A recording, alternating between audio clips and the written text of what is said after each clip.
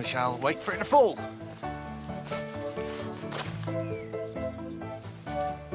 I warn you, Mr. Parrish, I have the patience of a saint. Thomas, only a stone can endure longer than I.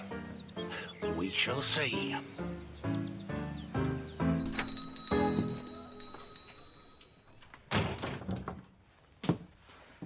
You lied to me. Yes. Out of necessity, I was afraid of being discovered. And then you offered me such tender friendship. And I felt safe. I have so longed to feel safe all these weeks. But I should have confided in you.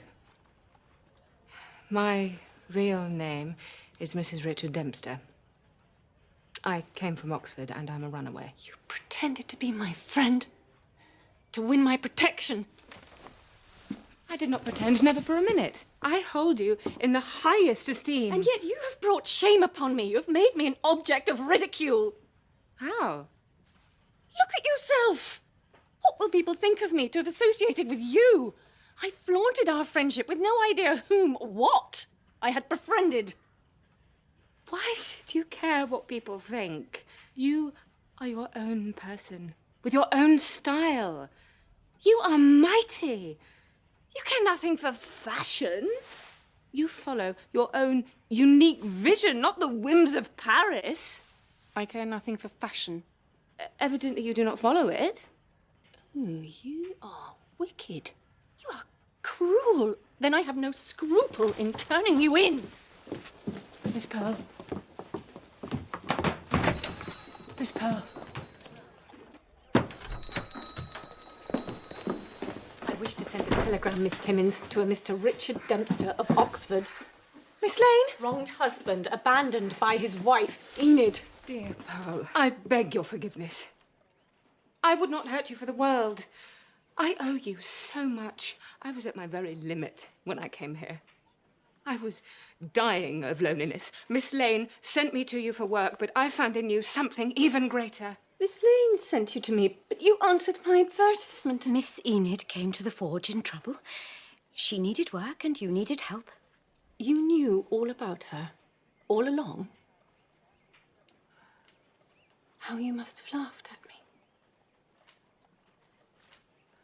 How you all must have laughed at me. No, no! I wish to send a telegram. Miss Pratt, I beg you to reconsider. You are better than this. Of course you would take a stranger's part over mine, even though I have lived amongst you all these years. Very well, I shall go to Ingleston, to the post office there. And furthermore, I shall tell them that the postmistress in Candleford has failed to discharge her duty.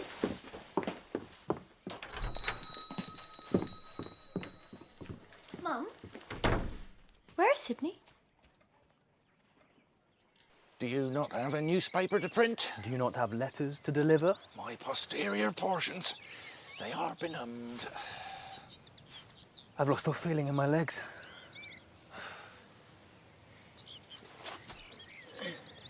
Shall we come to a gentleman's agreement, Thomas? Shall we leave the Emperor to the grass?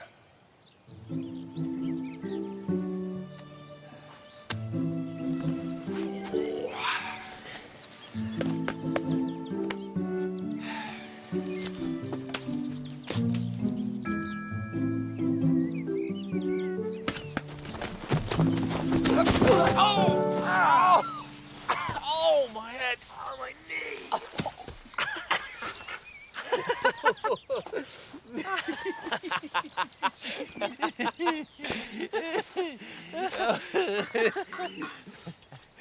Sydney! Sydney! Sydney! Sydney, where are you going? I do not know.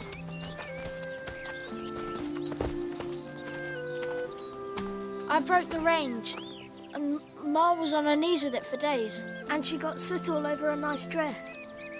But I don't want to eat my goose. Oh, Sydney.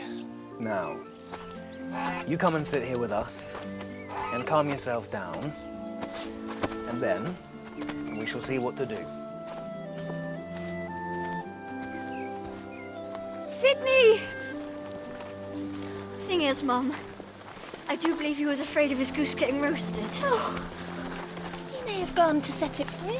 Oh, I think Thomas once brought it back from the Ingleston Road. We have lost Sydney.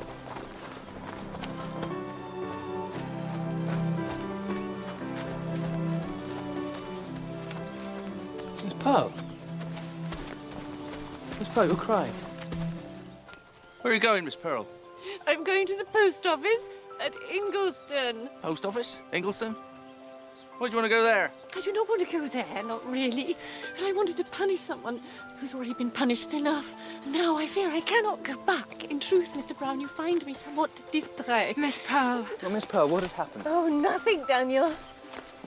Nothing out of the ordinary, that is. I've done what I always do. I've driven everyone away from me. Miss Pearl, come and sit down with Sydney. Cannot sit down. This is silk taffeta at 7 shillings a yard.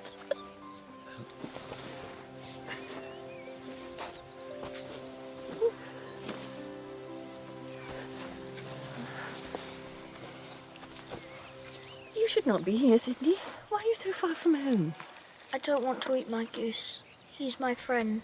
Then you should not be so ridiculous as to be friends with a goose. You should be friends with people. You're not friends with people.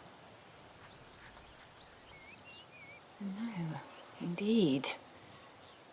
They do not often seem to like me. They've always liked Ruby the most. But they do respect me. I am respected. Am I not?